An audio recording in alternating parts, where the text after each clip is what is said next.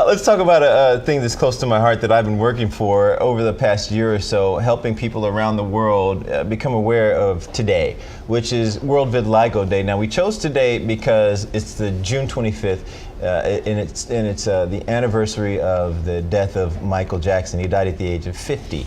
And Michael Jackson actually had vitiligo, and I talked about my own struggle with vitiligo, and as I go around the world, and I have been around the world in different locations to talk about Michael Jackson, you see the difference in his skin when he, before you can notice vitiligo to after. That's the differences. And my book came out in '07 called Turning White. We've talked about that on the air, but since then a lot of people have been wondering what I've been doing. I'm the international spokesperson for the disease vitiligo.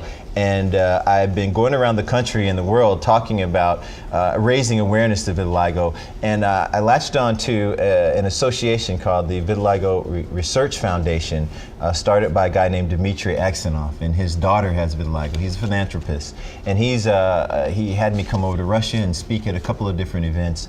But he started this initiative called World Vitiligo Day, which is today. And basically, what we want people to do is, we put a link on our website. Go to the website. We need 500,000 signatures to get this day recognized by the United Nations. So we're going to lobby the United Nations. But I've gone to Italy, to Spain. I've been to Russia twice, to talk about the disease, not to mention all around this country. So I don't talk about myself much when it comes to having vitiligo, but obviously I have a disease that makes my face and hands very different.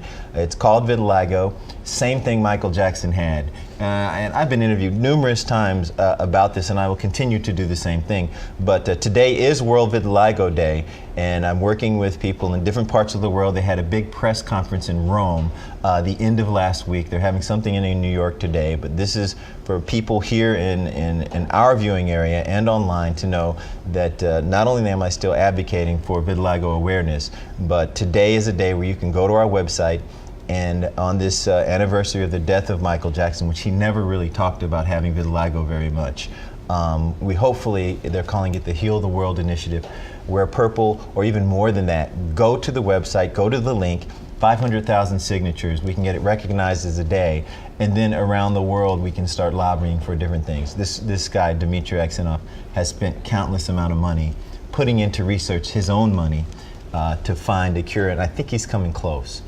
He's doing the best around the world that I've seen, so he's coming very close. So it's World Vitiligo Day, everybody, and all you need to do is go to the website.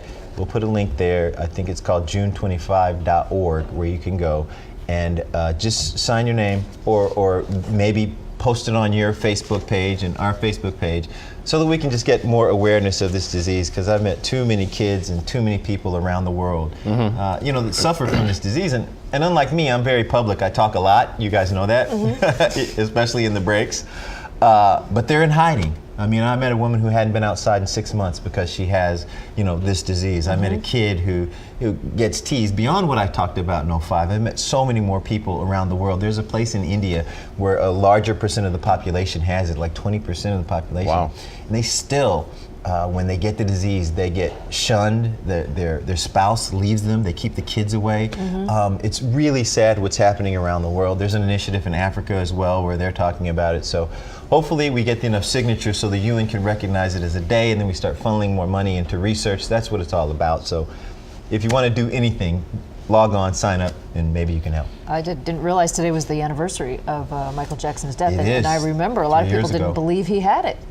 Right, it's really weird because I go to speak at these different events, and I've become a motivational speaker for everybody who didn't know, but I'll talk about this more at a later date about me. But really the day is about Michael Jackson. But as I go around the world talking about vitiligo, every time somebody says, do you really think he had it? And I'm like, yes, he had it. And people who see me walking around without makeup on, you guys have seen me, of course.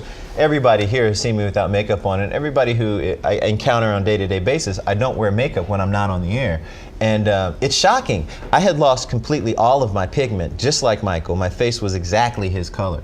Now it's starting to come back with something that Dmitry Aksenov, the guy, the philanthropist from Russia, tried for his daughter. He said, you have to go and try this. So I went and tried it. You guys know I had 3 weeks off. You guys might know as well. I had 3 weeks off. I went to a different country to try this treatment, and it's working. So I'm going to talk about that coming up in a couple of months once we get a date on when to talk about it. But yeah. Full disclosure between friends and coworkers. Yeah. I didn't want to ask you about that because I didn't want to run the risk of you saying no, it didn't work or it's not working. So just so you know, I haven't inquired about that. Thank you. Because I didn't know how to broach this. I'm glad to hear that it's working. I'm like relieved for you. And you know how you approach things with like cautious optimism.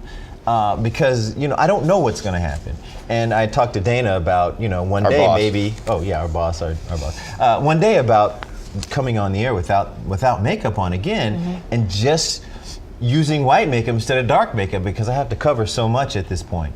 So the story today isn't about me, but maybe in a few months we're going to have the story to talk about exactly what's happened since I did that other story about 5 years ago.